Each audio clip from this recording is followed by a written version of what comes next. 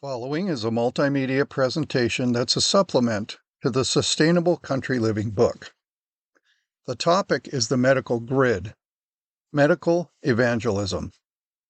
This dovetails with the book, Chapter 22, Food Grid, Homestead Remedies. So the medical grid is like the other grids we've talked about, power grid, financial grid, water grid, etc. And when we think about the medical grid, what would you do if it wasn't available? What if there wasn't enough available medical personnel to help in times of need? What if you couldn't buy or sell? What would you do about medical? And so this is where a medical missionary person who knows about natural remedies can help. They can help their neighbors by providing a natural remedy, a substitute for something they were used to getting prescribed or going to an emergency room. And this way, a person with some skills having to do with natural remedies can be helpful to their neighbors during difficult times. So that's the topic that we're going to address here. A couple of friends of ours you will have seen from our Preparing for the Time of Trouble website. Many of the presenters in our videos are Andrew and Becky Rice. Andrew Rice is a university biology instructor, and Becky Rice has a doctorate in physical therapy and is practicing physical therapy in the field. They're very knowledgeable when it comes to simple home remedies. Recently, we had the opportunity to attend a health retreat in British Columbia, Canada, where Andrew and Becky were the presenters, among some others, but they were the keynote presenters. This particular hands-on kind of a retreat was multiple days. There was making salves demonstrations, there were making herbal tea demonstrations. There were hydrotherapy, hands-on activities and demonstrations.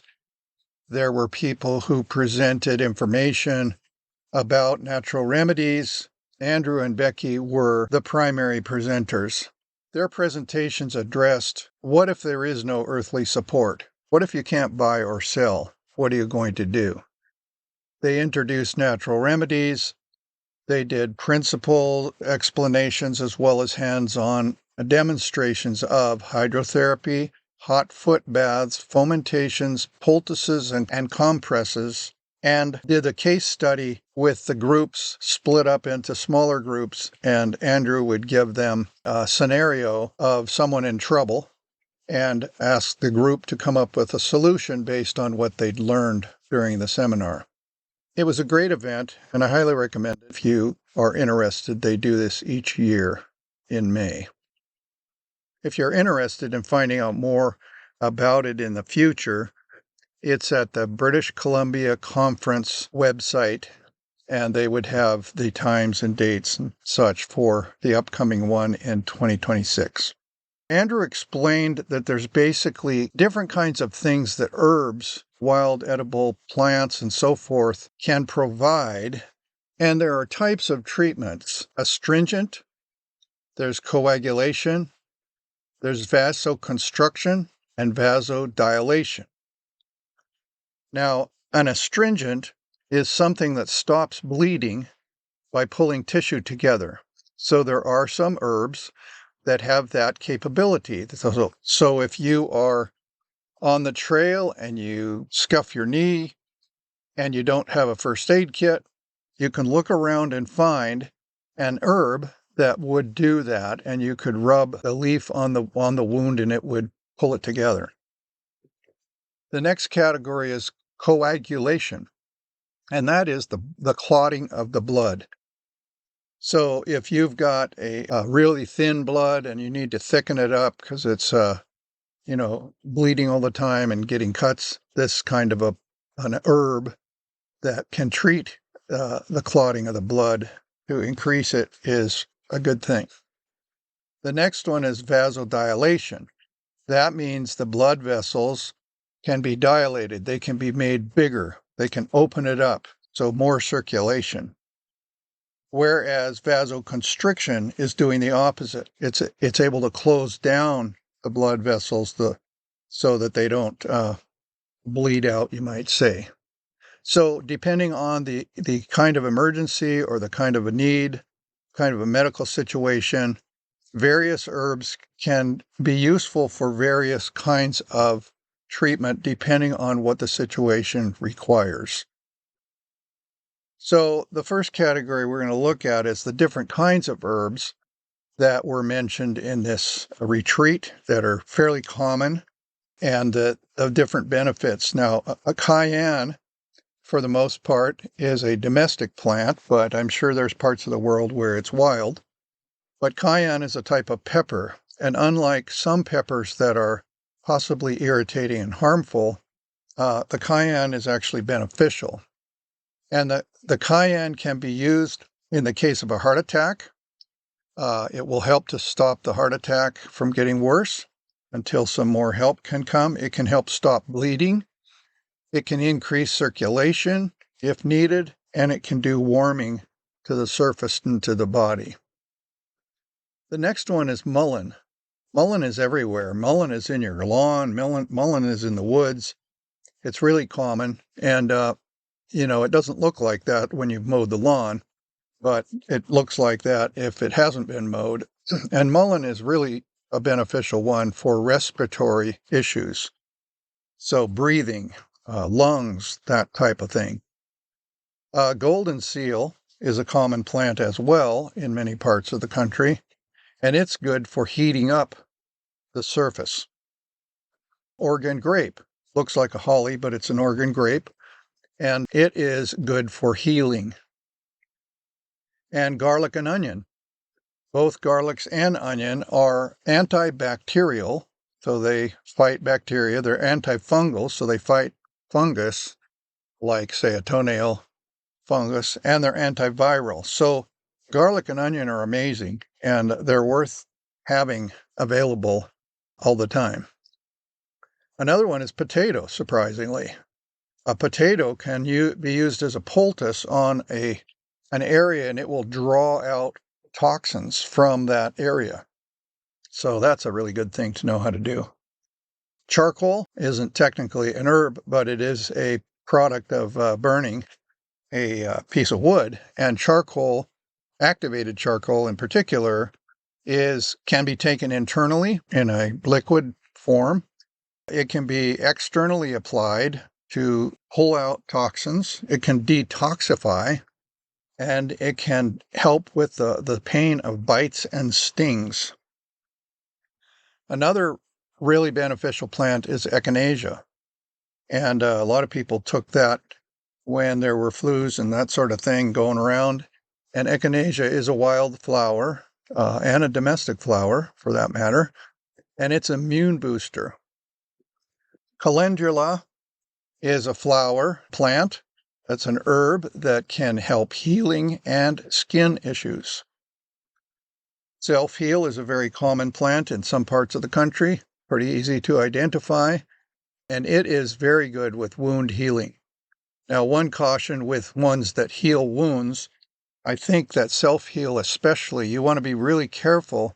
If you have an open wound and it's infected, you do not want to treat it with self-heal because it will seal the skin over the infection and trap the infection.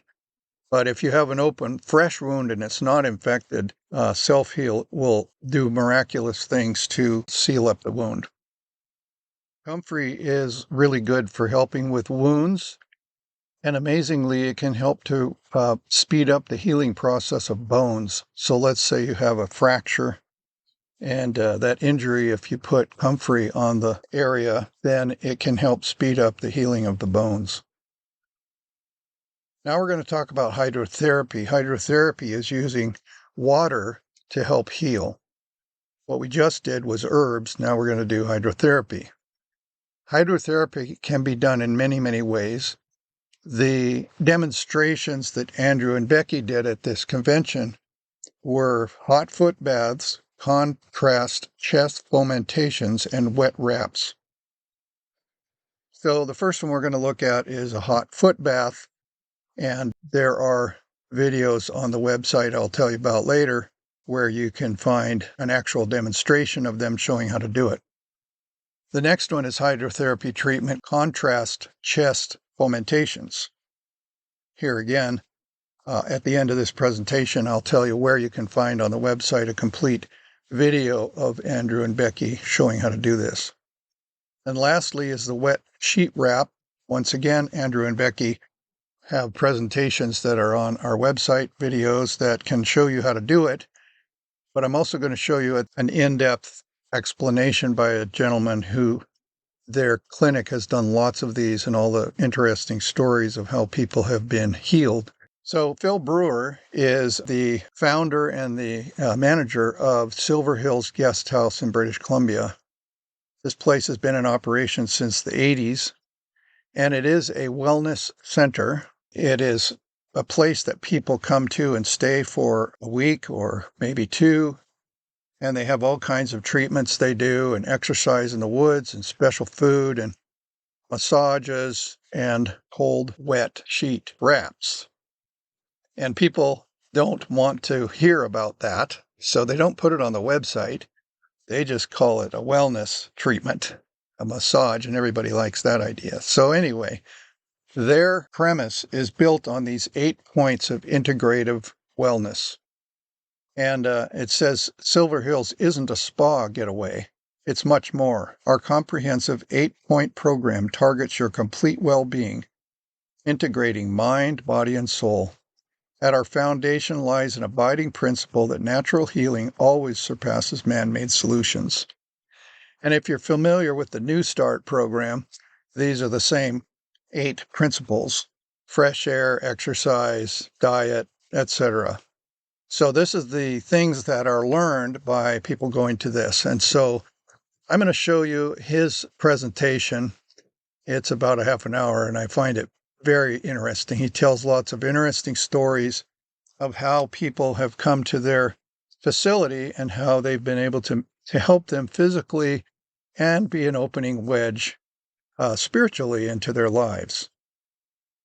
You know, we think about home remedies, and we have a view of certain parts of it, but I want to just share the actual, let's say, hands-on experiences that we've had, okay?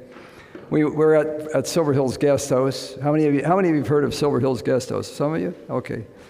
So we have a little guest house on the side of a mountain, 12 guest bedrooms. We have nature trails, 90 acres that we have nature trails where we take our guests walking. And at the same time, we have a spa downstairs. And we built it around a spa model because everybody likes spas, but we're doing home remedies as well. We have some favorites, some things that we really enjoy using. Probably the most outstanding one that we use at our place, we call it the wet sheet pack. Some people call it the cold wet sheet pack. We don't put that in we call it a detox wrap. So if you go to the website and you Google it and you say, oh, I'd like to have a detox wrap, it doesn't say cold wet sheet wrap. Well, obviously, if you put down that, nobody's going to sign up for, who wants to go to a spa and have wrapped up in a cold wet sheet? We have a lady at our place that she's been there, well, I think it's about the 3rd or 4th, maybe even more session in a row. And she's taking the wet sheet pack. And she says it's transformed her. Absolutely transformed her. I tell people, if you haven't had one, how many here have not had a wet sheet wrap? Hands high. Come on, let's see. Oh, you poor people. Well, listen. You can do it for yourself. You know, did you practice wet sheet wrap yesterday? I wasn't able to be here. Did you do a cold wet sheet? Did anybody? No? Yes? No? Yeah? No? Okay, let me explain it to you, okay? Heidi, why don't you explain it to him?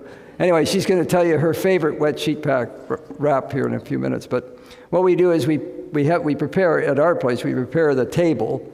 At home, you can prepare the bed by just laying out a piece of plastic on the bed to protect it. 2 blankets. You take a single sheet, you dip it in cold water, colder the better, wring it out so it doesn't drip, put it in a pail, go to the tub, get in your tub, get yourself warmed up. You don't want to get to the place where you're overly hot. I don't want you to get sweating or anything. Just get warmed up, dry off, put on a robe, go over to the bed now where you've got the 2 blankets, take that single sheet that's cold and wet and lay it out on top of the blankets, then sit down on the sheet and wrap yourself up to the hips in the sheet and then the 2 blankets. And then roll back, pull the sheet and the 2 blankets on you, and you're having a wet sheet pack. You want to stay in there for 45 minutes to an hour. The odd time we have forgotten one, and we were having lunch, and Heidi turns to me with horror, "Where's so-and-so?" Well, they're still in the wet sheet pack. Why? Why would you give a person a wet sheet pack? That's the question, right? I mean, cold, wet sheet pack. Well, you see, one of the things is that what the problem with stress is it's not all in your head. You think it is. You think it's in your head. That's it. Oh, I'm really stressed out. Oh, I'm anxious, troubled, whatever it is like that. Stress is also in your body. You have to realize that if you see a bear, one of the things that happens is the blood that's in your skin goes to your core right away. If you're driving along in your car and some deer on the way here, we had, how many was it? Clint, how many was it? We started counting them after a while. 9 deer that tried to discombobulate it. Anyway, and every time you just about hit something, your blood goes from your skin to your core, and it congests the core. So actually, and if you're under stress for a long period of time, it stays that way. We had a lady that came; she'd had 3 car accidents, and within 1 year, and she was stressed. 67 years of age. And so I said, I think she needs to have a wet sheet pack. And so we had to get her wrapped up in a cold, wet sheet.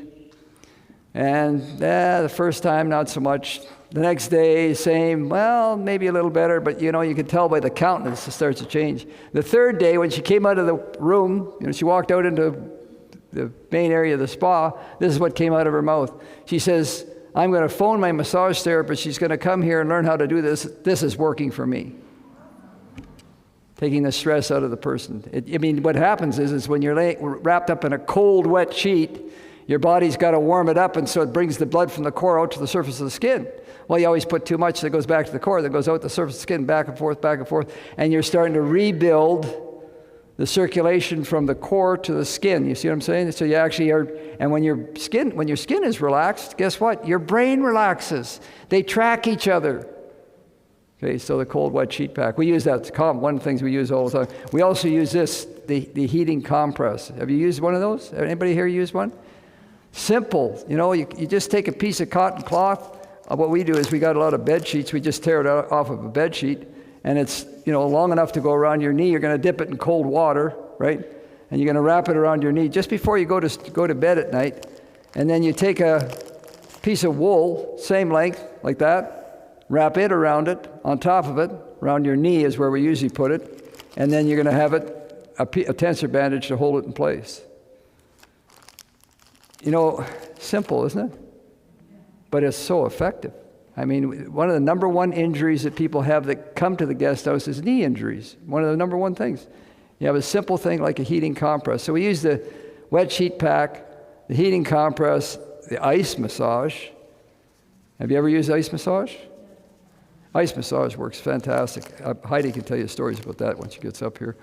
And then we use, the ice massage, the hot and cold. We had a fellow at our place just yesterday. He came 2 days ago, and he'd had an injury. He'd slipped on ice, broke his foot. They ended up putting a couple of plates in his foot. And here it is trying to, he's in pain, he's suffering. And so we do the hot foot bath, hot and cold contrast bath, hot and cold contrast baths for him. One of the first guests that we had that came to us, he had a logging, he was working in Lillooet, and he had a logging accident. And what he did is he fell off a big cedar tree. When he fell the cedar tree, instead of it falling, it collapsed. It broke, it just shattered. And it tore his leg off right at the knee, just ripped his leg right off. So he went to the hospital, went to the doctor, they sewed it up, and he had this stump. And the WCB said, it's going to take you 8 months before we can fit you with a prosthesis. So he came to the guest house. So what I did is I put on a big plastic bag on his leg up to his hip, got a 2 5-gallon pails, and had it so he could put his leg down in that hot one, and then in the cold one, and then in the hot one and the cold one, put his stump down in there. 1 month later, he went back to WCB, and they couldn't believe it. They just could not believe it. They said, "You're ready for a prosthesis." It usually takes 8 months for that stump to get ready for a prosthesis. He did it in 1 month, hot and cold. I had another fellow come to our place, and he was the local real estate agent, and he was playing hockey. When he was playing hockey, he busted his wrist. Wouldn't heal. And finally, he told me, I met him in town, and he said to me, "I broke my wrist," and he said, "They're going to take some bone out of my hip." That's the most active bone in your body, is the bone in your hip. They're going to take some bone out of your hip, and we're going to graft it into your wrist and get it going because it's not healing. I said, "Just come to the guest house. Let's do something." He came to the guest house, and your kitchen sink, you've got 2 sinks side by side. One I put hot, the other one cold. And they're just hot 3 minutes, cold 30 seconds, hot 3 minutes, cold 30 seconds. Twice a day. A few weeks later, he goes back to his doctor. The doctor says, "We don't need to do any grafting on you. Your wrist is healing." Hydrotherapy, isn't it something? Yeah. So ice massage, fever bath, heating compress, detox wrap, hot foot bath, hot and cold foot bath. I want to tell you, I want to just think a little wider. Okay, let's think a little wider. One of the first the very first health guests that we had come to us, Dr. He. Anybody here know Dr. He? Dr. He in Vancouver? Well, we had Dr. He send us our first health guest. He knew we wanted to start a lifestyle center, and one day he phones me up. He says, "I've got a lady I want to send you." So here she comes, and I'm taking her suitcases through the doorway, and this is what comes out of her mouth: "I hate exercise." Well, you just came to the right place. The next health guest that came to us, 4 guests later or whatever, I'm bringing her through the door. She's all stuffed up. Her nose is stuffed up. She's got a hearty talk, and she's got stuffed congestion in her throat and everything. She comes into the guest house. What comes out of her mouth? This is what she says: "I hate water. I hate drinking water." Well, you know what? You're going to love it when you leave here. I'm going to read you this. Pure air, sunlight, abstemiousness, rest, exercise, proper diet, use of water, trust in divine power. These are the true remedies. What Ern Brake said is exactly right. You're sitting on a gold mine because you know what are the true remedies, right? There's people running all over the place trying to get this magnetism, this, that, all kinds of things. They got everything in the world. These are the true remedies right here. Pure air, sunlight, abstemiousness, rest, exercise, proper diet, use of water, trust in divine power. These are the true remedies. One of my favorite statements, Counsels on Health, page 200. In all cases where possible, can anybody help me with this one? In all cases where possible, walking is the best remedy for diseased bodies. What is it? Walking, something that simple. In all cases where possible, walking is the best remedy for diseased bodies. You don't have to be a scientist. You don't have to be a genius. You don't have to be anything. That is it right there. It sums it up. That's just it. The first question somebody comes to, "I'm not doing very well." How much walking are you doing? Walking? I walk to the fridge. People don't walk anymore, right? They don't walk at all, almost not at all. No walking. I mean, I'm not talking about just walking around. I'm talking about actually going out and walking for 40 minutes every day. And I see it in people.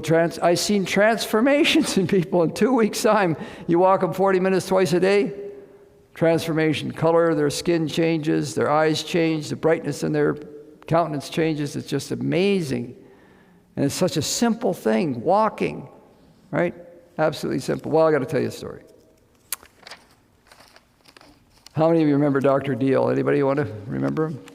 Dr. Deal? Hands high, come on. Remember Dr. Deal. Let's do it. Dr. Deal came first of all, he came to British Columbia, and he went to Creston, and he did a thing called Live With All Your Heart. The town showed up.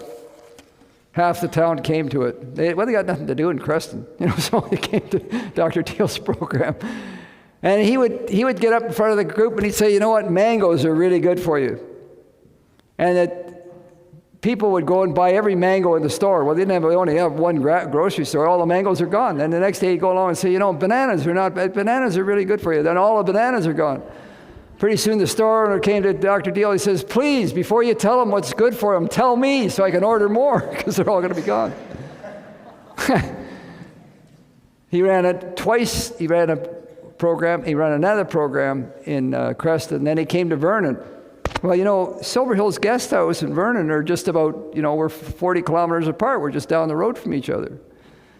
And so he had, I don't know, I think he had about 400 people. I'm guessing. It was about that many.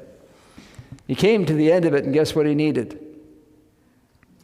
He needed somebody to do the cooking, to do a banquet.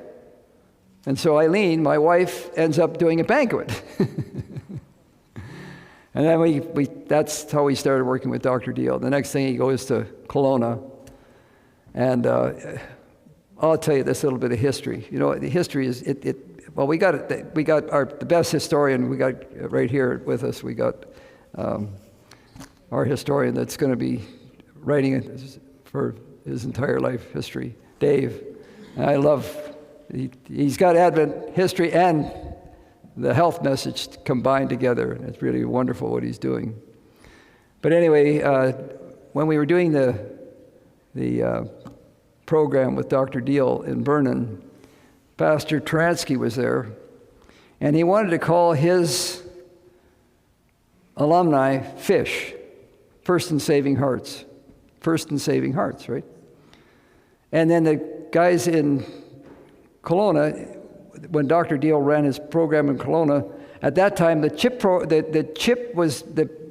computer chip was just a great big thing, and he wanted to call his program CHIP, Coronary Health Improvement Project. And the thing is that Pastor Transky wanted to get the two alumni together, and then they could call it Fish and Chips. Right? So it's like, Pastor Transky, if you know Pastor Transky, that's exactly him, right? That right there, that summarizes the whole thing. Anyway, so Dr. Deal told me they had a pastor in the Kelowna area. He'd come to the CHIP program and he was having problems. And would I go and see him? And so I went into Albert's office. He's pastor of the United Church in Kelowna. He's got 700 members and 700 people that are watching him on TV that don't attend his church. And Pastor Albert says to me, he says, when I'm standing at the graveside doing the final speech, I get dizzy and I feel like I'm going to fall in the hole. I'm worried about it. He said, I just start getting dizzy and I feel like I'm going to fall right in. And he said it would be a disaster if I did. If not only would I get hurt, but it would just be unforgettable for the people. And so he was, and this is what he came out of his mouth. And I want you to think about this morning, because you're sitting on a gold mine. He said to me this, can you help me? If a man who has diabetes is overweight, could you help him? I want you to think about it this morning. Could you help him? You could. What did I just tell you? Walking in all cases is what? In all cases where possible is the best remedies. First question, Albert, do you walk? To my car? To my house? Back and forth to the car to the house, that's it. He wasn't doing any walking at all. We can help him. Sure, we'll help you. Come on, come to the guest house. So he came to the guest house, and he had a fabulous sense of humor. Absolutely. He told me, he said, one thing about it, when we get to heaven, we're all going to be united. He was a United Church pastor, right? So he said, we get to heaven, we're all going to be united. So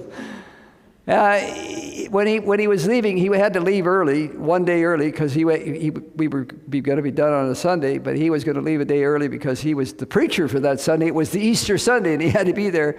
And so he was standing there, and all the guests are gathering around him. He's getting ready to go. And he says to me, he says, I want to show you what Silver Hills did for me, right? And he was standing there, and he reached into his front of his pants, and he pulled out a pillow, and his pants started falling off, and he started running like this.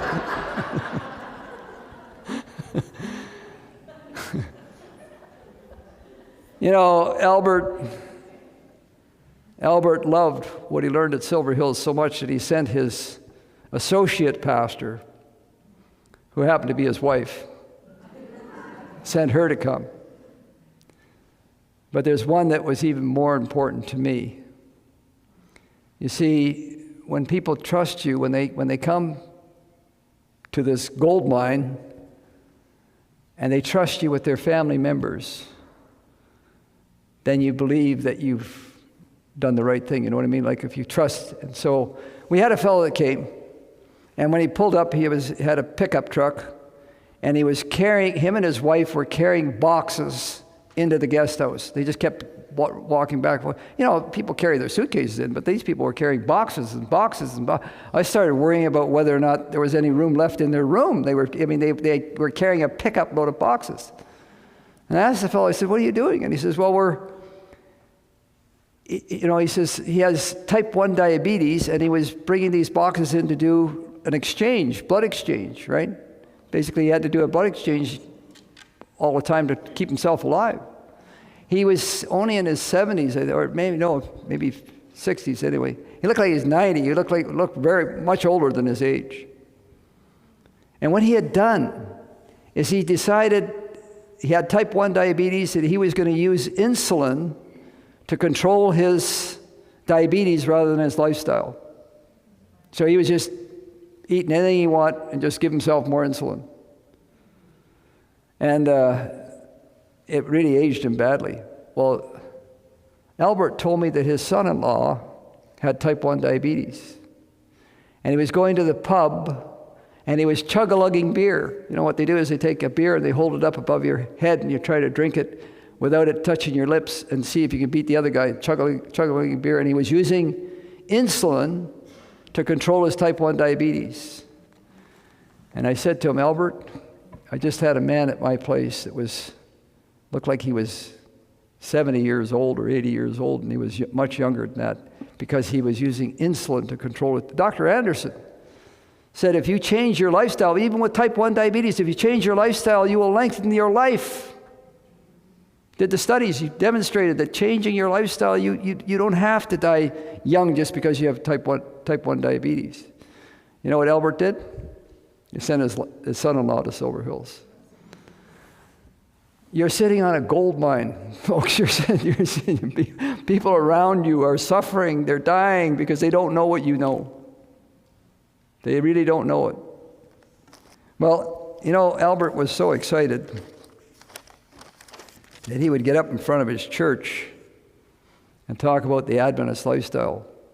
The United Church, 700 members, 700 on the TV screen, and he'd get up and talk about the Adventist lifestyle. And his board came to him and they said, Albert, please, no more talking about Adventist lifestyle. So Albert stood up in front of his church, 700 members, and the ones on TV, and he said, those of you who want me to those who want me to continue talking about the Adventist lifestyle, put up your hand. The whole church put up their hand. And he says, now board members, take note. Only Albert could get away with that. I could tell you another one. Let's see if I can remember. Here we go.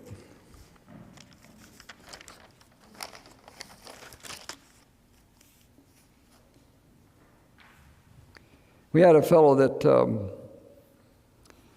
when Dr. Deal came to Vernon, we had a couple people that came from the German Church of God in Vernon to the program, Live With All Your Heart. And Dr. Deal had Eileen do the supper, and so they heard about Silver Hills Guest House. Before the end of that next 2 years, we had all 4 pastors from the German Church of God in both Vernon and Kelowna come as guests. And we had numerous church members from the German church. The pastor, old Joe, his wife would stand up in front of their suppers, and she'd hold up the Silver Hills cookbook, and she'd say to her members, "Stop with the bratwurst, stop with the liverwurst, change your diet." She was the one presenting it. She was the one telling them, "You got to change your diet," from the German Church of God. And she was the one that was doing the educating. It was just absolutely amazing to watch it happen. She was just, she was doing really well. We had a lady, and I want to tell you about this one. This lady was a pastor of the First United Church in Kelowna. And she came to the guest house, and, in the mornings we have a devotional. We call it an inspirational thought. And, people share, talk. I mean, it just circle, it's not fancy and it's not in depth. It's just people chatting. But she wouldn't say a word. She's a pastor. And I was looking at that and I went like, why? Why not? Like, you would think that being a pastor, I thought maybe she was depressed. I don't know what it would be. And one day I kind of stood back a little bit and waited, and everybody left the room. And she looked up at me like this and she said, "You don't have a hook in this, do you?" What did she mean by that? Do you know? You got any idea?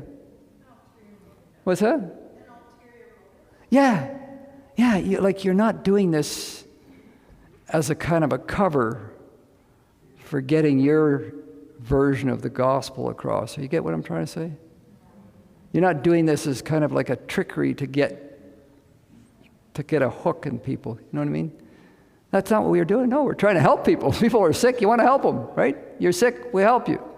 If we've got something to give, we give it, right? We're not trying to use this as a kind of a slick way of selling life insurance or eternal life insurance, whatever you want to call it. You know what I mean? Like, we're not doing that. We're trying to help people that are sick. That's really what we're all about. That lady's come back numerous times and brought lots of people with her. Come back over and over. I want you to think about, I'll read you a thought because I think I got it here. The Health Institute is not the place to be forward to enter into discussions upon points of our faith where we differ with those of the world generally. It's not the place where we're supposed to try and hook them. We got them. You know what I mean? Like, yeah, you want people to know. I mean, they can't help but know what day you go to church because we all go to church on Sabbath. Can't help it. Can't help but know what you're eating. You know what I mean? And the way you're treating them and the rest of it. Like, it's just. But why we're doing what we're doing is because that person across from you may be ill. They may be having a hard life, maybe having a difficult time, and you know something that they could be benefited by, right? We had a fellow that came, I think last time we were here, I see a lot of new faces, so I'll tell you the story. We had a couple that pulled up to the guest house. We were walking home we had been out, it was a Sabbath evening, we were walking home, and this car pulls up with a man and a woman and a daughter in the back seat and rolls down the window and in broken English, very heavy German accent, "Is this a place we can stay?" Well, I mean, people do come and stay here, but they usually go online or they phone ahead and they let us know they're coming. Like, this is a place where people stay, but it's not a Friedenzimmer, it's not a bed and breakfast. It's, like you actually line up to come. And they said, well, we were going to drive the Maple Lake Road all the way out to Three Valley Gap because our daughter, when she was in Germany, saw that there was a gravel road that went all that way, and we wanted to do that. And I looked at them and I thought, man, it's starting to get dusk right now. It's going to be dark pretty soon, and I wouldn't want to drive that in the daytime most of the time. Clint here has been cleaning the trees away on that road. I don't think he'd want to drive all the way out there right now yet. And I thought, no, that's not a good idea. Those folks are going to get lost. There's no power lines. There's no cell service. It's logging roads. You're bound to be. It's not a good idea. Come in the guest house, they said, and I'll phone a hotel back in Vernon, and we'll get you a place to stay there. And then tomorrow in the daylight, and hopefully you'll be able to see your way to get through there. So they came in the guest house. Phone rings. A friend of mine calls. I haven't talked to this guy in 2 years. Herpahoka. I got on the phone with him, and I can't get off. I don't want to. He's just talking, blah, blah, blah, blah. 45 minutes later, I get off the phone, and I look up, and there's these people sitting on the couch. Oh, no. How can I be so inconsiderate? This is horrible. I said to Eileen, I went, whispered to her, do we have any empty rooms in the guest house? She said, yeah, we could. I said, okay. I said to them, why don't you just stay here? Just stay the night, and then tomorrow you can take off from here. And they said, sure, okay. The next morning when we got up, we were trying to talk. It's difficult with, their German and our English and, back and forth. We got yakking, and I said to them, so how long have you been in Canada? Well, 6 weeks. 6 weeks? Who comes to Canada for 6 weeks? I said, what are you doing, looking for land? What's going on here? This is what the man said to me. We're looking for this place. What? It would have been a lot easier if you'd gone online. But anyway, it's like, we're looking for this place, he says. I said, well, okay, well, then stay, stay. And they did. They stayed. They stayed right through it. They had to fly out on Thursday. And so they stayed the next few days, and then they took off and thought, well, we'll never see them again. Next week, I got a call. Next spring, we got a call from this couple from Germany. We'd like to come and spend 3 weeks, 3-week session. And they came. And when they came, they had both gained weight, visibly. Well, that's interesting. And then they told us the story. When they had come the first time, when they had landed in Canada, in Calgary, when they were flying from Germany, they had promised their daughter that they would quit smoking. And when they had landed in Canada and Calgary, they had continued smoking behind the car, behind the tree, behind the hotel for 6 weeks. And when they arrived at Silver Hills, and they knew it was a no-smoking place, they knew that this is the place they'd been looking for, and they quit smoking. In that 4 days, they hadn't gone back. They quit. That's why they gained weight. Well, now, here we are walking along the nature trail, and Uwe is walking along, and he says, the Sabbath, that's the dumbest idea. That really doesn't make any sense. He's a very practical man, but he says that the Sabbath, that keeping this, he says that's dumb. That doesn't make any sense at all. What did I just read you? What am I supposed to do now? Go and get my Bible and prove him wrong, right? I said, Uwe, I'll tell you what. When you get back to Germany, I want you to take your German Bible, whatever version you want, and prove that you should be keeping Sunday. That's all. I said, just prove it from your Bible. Next year, they came back again. And they were sitting in our dining room with a Sabbath school lesson and studying the Sabbath school lesson with each other. And I tell you, it just thrilled my heart. But I wouldn't enter into an argument with them. Like arguing about it isn't going to do any good, right? Go and read. Go read it for yourself. Uwe came back year after year after year. He ended up starting a ministry in Germany where he would go into Ukraine, take young kids from the Ukraine, bring them to southern Germany. And many of them had medical issues because of Chernobyl, and he would get doctors to meet with them and help them. I could tell you story after story of the people that got healed through his ministry. Today, he's raising money to send food to the Ukraine. He's been in all the Adventist churches over there.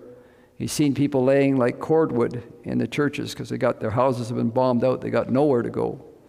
And he's raising money to send to those Adventist pastors over there so they can feed the people in their churches. You know, I'm kind of glad I didn't get into a fight with him, aren't you? Yeah. Okay, well, let's get a couple more stories here.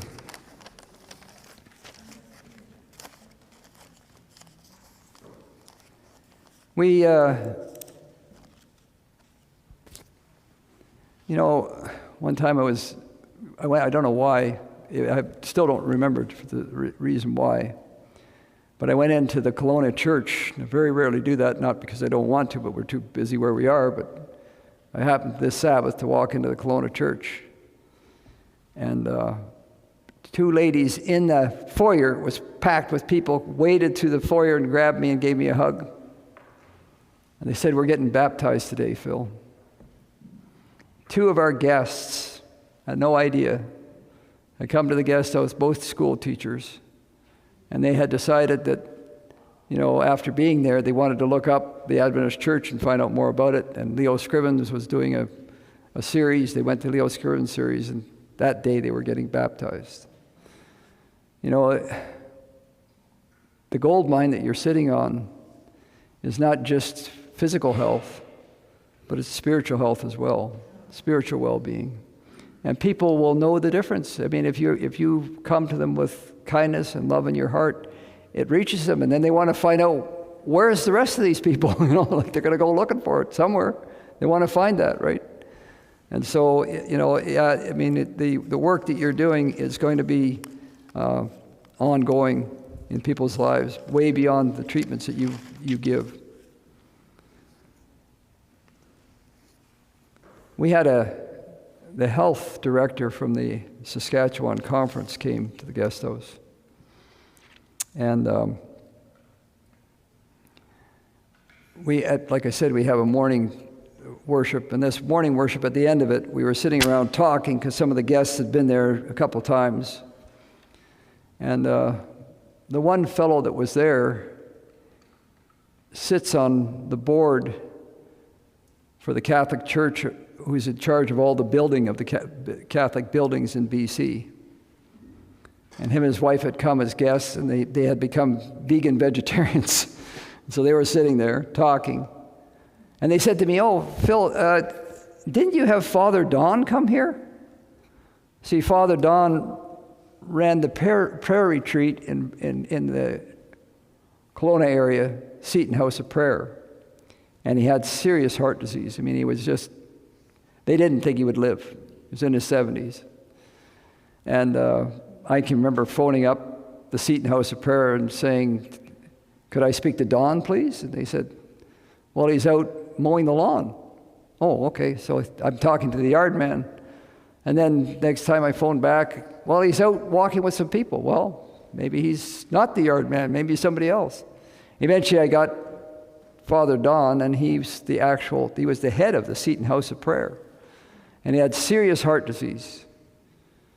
And so he came to the guest house. We ended up walking side by side every day for 2 weeks. At the end of his session, Father Don went back to the Seton House of Prayer, and his staff thought that he'd been to Benny Hinn.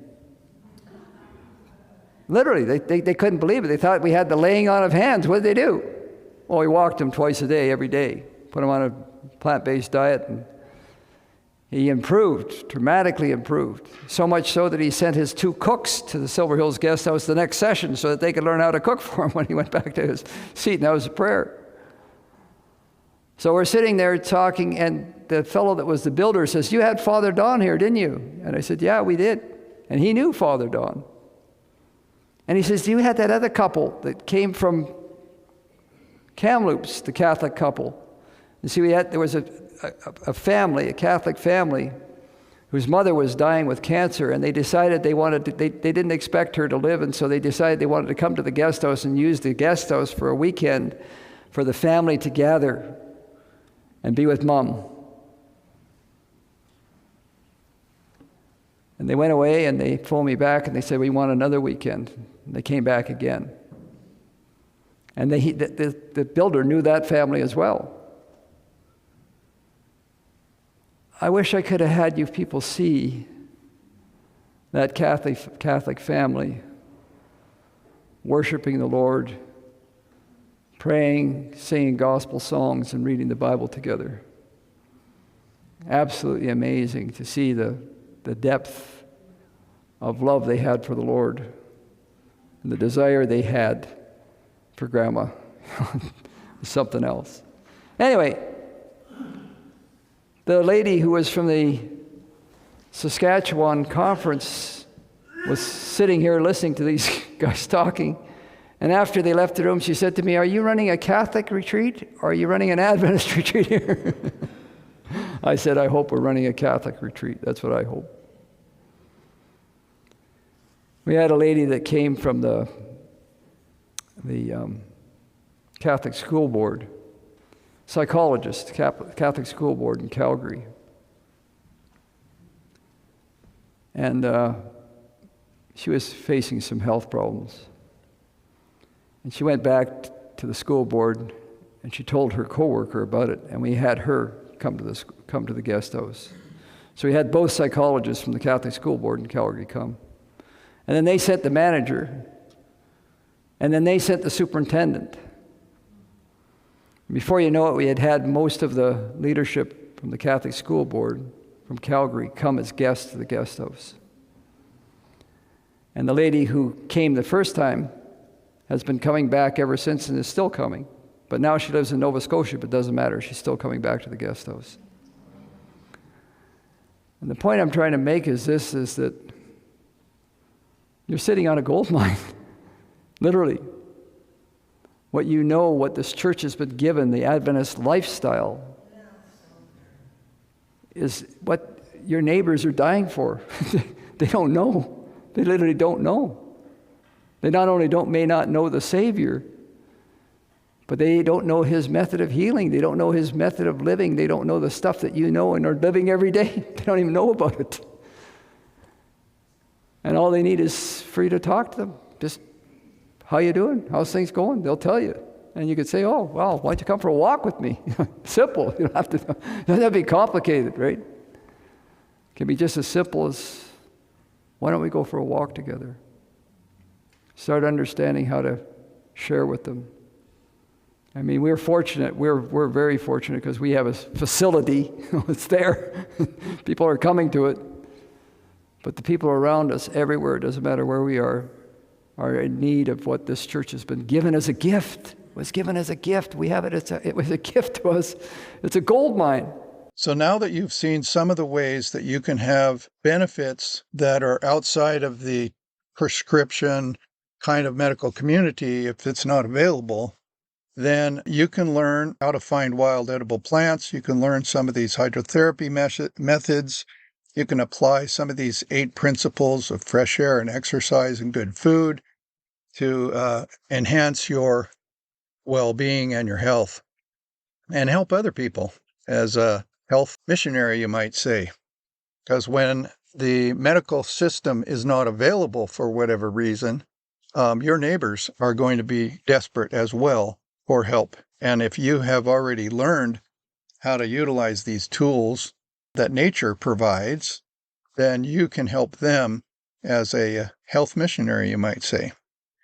So what I'm going to show you now, because our presentation can't go into in-depth in these various different things, I just scratched the surface. I'm going to show you where you can go to get videos to watch about these different concepts. And if you go to preparingforthetimeoftrouble.com, our website, we have about 500 videos that we've made over the years. Many of them Andrew and Becky have been involved with. And there are different categories when you go to the website. Because there's so many videos, if you go to YouTube, the YouTube channel, you can't find what you're looking for because they're in the order in which they were published. Whereas if you go to the website, then it's all categorized so you can find what you're looking for easily. So with that many videos, we broke them into subject categories, and one of them is homestead remedies. This is the page that would show homestead remedies, presentations about using wild plants, herbs, hydrotherapy, fresh air, sunlight, and exercise to boost your immune system and overall health. Another section is wild edible and medicinal plants, and another section is hydrotherapy. So there are about a dozen different categories, sections on the website, and these are the three that are of particular interest for medical-related treatments. When we delve into the hydrotherapy category, here are just a snippet of some of the things that might be of interest to you. Part 34 of the hydrotherapy series is part 284 of the whole collection of videos. If you go to part 284 on the website under hydrotherapy, you will find this, and this is the hydrotherapy applications. 406 is hydrotherapy basics. Then we can go to wet sheet packs. This is what Phil Brewer was talking about, cold wet sheet packs. So you can see how to do that on 219 and 220.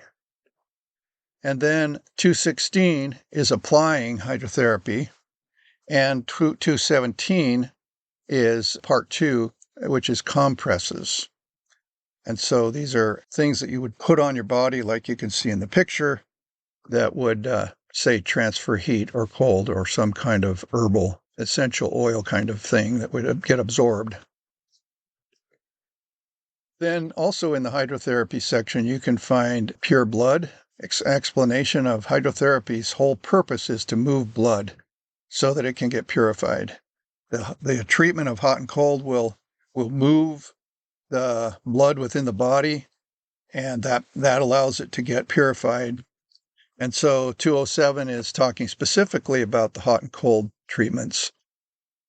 And then contrast showers, you can do the hot and cold in the shower, and they recommend for hot and cold, you do 2 minutes of hot and just about 5 seconds of cold, or as long as you can stand it. Then you go back and do hot again for 2 minutes, then you come back and do cold, and you do that set 3 times. You don't want to do it more than 3 times. So anyway, this is contrast showers. You might also notice that the title says lecture video. In this particular case, it's not showing some woman in the shower as a demonstration. This is a lecture talking about how it's done. Whereas you will see this top one is also a lecture about fever treatments to boost your immune system, but the video below you'll see says demo. So that's where they're actually showing it being done. In this case, the hot foot bath. And then fomentation setup. So this is a demonstration again. This is Becky showing how to get everything ready. And then the next one is how to do the treatment. So Andrew is the guinea pig and Becky is doing the treatment and showing step by step how it's done. So those are some resources that you can look into if you want to know more details about edible plants, about hydrotherapy, about medical related things. And as you know, Preparing for the Time of Trouble website has all kinds of other things. preparingforthetimeoftrouble.com. The medical grid, medical missionary. Again, this is what we're talking about, because if the grid goes down and you don't have the electric grid and you don't have the food grid, you won't have the medical grid either. And so all of a sudden, you will have neighbors and friends who are in trouble because they can't get their diabetes medication, or somebody broke their foot and they can't go to ER. And so you could become a medical person that can be a missionary to your friends because you know how to use the natural methods and be able to help them until a point in time that they could get some additional professional medical attention. So there's benefit for learning how to do these different treatments. Some things we didn't talk about, you can also do salves. On the website, we have a professional showing how to make salves. You can also make different herbal teas that have these similar kinds of medical benefits. So look at the website and you can find tutorial videos on those things as well. And of course, you want to make sure that you do your research, that you don't just jump to conclusions. Whenever you do some new treatment of some kind, some internally or externally, but particularly internally, you want to make sure to do it in moderation. Try it out and see if that maybe you have an allergic reaction and the other people might not. So be cautious, and this is not replacing medical professionals. This is helping medical professionals when they're not able to be available in an emergency situation. To be aware of new videos like this one, be sure to subscribe to the Preparing for the Time of Trouble channel. For more free videos and downloadable audio podcasts, as well as handouts, go to www.preparingforthetimeoftrouble.com. Topic categories include recordings of live seminar presentations, country living, sustainable gardening, homestead remedies, how to be self-sufficient when the grid goes down, wild edible and medicinal plants, hydrotherapy, and end-time Bible prophecies. To take advantage of these free resources, go to preparingforthetimeoftrouble.com.